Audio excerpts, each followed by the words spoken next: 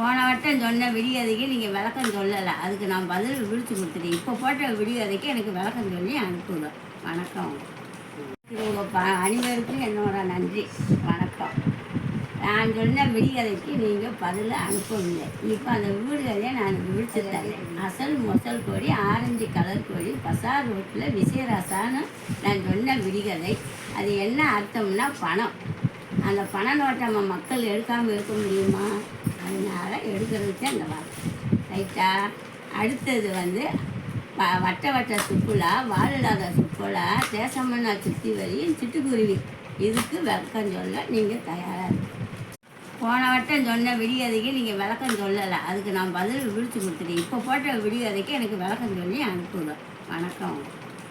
உங்கள் அனைவருக்கும் என்னோட நன்றி. வணக்கம்.